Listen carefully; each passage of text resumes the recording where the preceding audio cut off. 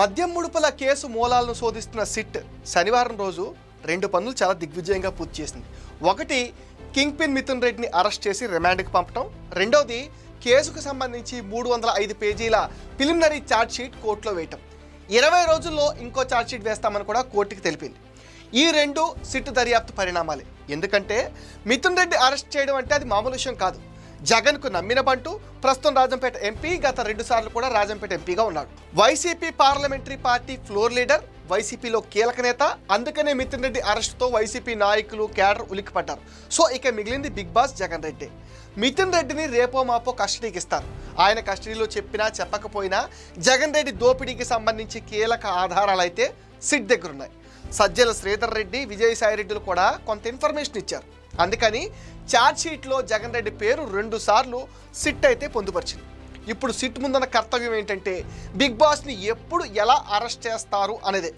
SIT వేసిన charge షీట్లో చాలా వివరంగా మొత్తం ఉంది. మొత్తం 48 మందిని నిందితులుగా చేర్చారు. మనీ ఎలా కలెక్ట్ చేశారు, ఎక్కడ ల్యాండరింగ్ చేశారు లాంటి వివరాలు కూడా ఇందులో ఉన్నాయి. బంగారం కొనటం, 100 ఎకరాలు కొనడం లాంటి వివరాలు ఉన్నాయి.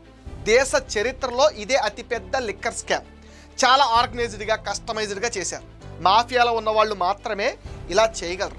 ఆశ్చర్యం ఏంటంటే వైసీపీలోని ప్రతి నాయకుడు అసలు మద్యం కుంభకోణంలో లేడు అనడం. కళ్ళ ముందు ఇన్ని సాక్ష్యాధారాలు కనబడుతున్నా మేము శుద్ధపూసలు అని చెప్తుంటే జనం మాత్రం ఆశ్చర్యపోతున్నారు. వైసీపీ నాయకులంతా ఎంత చెబుతున్నా జనాలైతే నమ్మే పరిస్థితిలో లేరు. వాళ్లకు ఒక క్లారిటీ అయితే వచ్చేసింది. మద్యం స్కామ్లో జగన్ గ్యాంగ్ దోచుకోవడంతో పాటు చీప్ లిక్కర్ అమ్మి బడుగు జీవుల బ్రతుకుల్ని నాశనం చేశారని జనం భావిస్తున్నారు. ఇక సిట్కి వచ్చే 20 రోజులు చాలా కీలకం.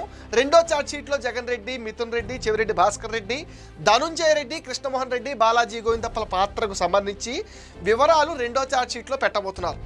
వీళ్లలో జగన్ రెడ్డి తప్పిస్తే అందరూ జైల్లో ఉన్నారు. జగన్ని ఛార్జ్ షీట్లో వేసేలోపే అరెస్ట్ చేస్తారా, లేకపోతే ఆగస్టు 2వ వారంలో అరెస్ట్ చేస్తారా అనే దాంట్లో క్లారిటీ అయితే రావాల్సింది. దానికోసం అయితే మరికొన్ని రోజులు ఆగక తప్పదు.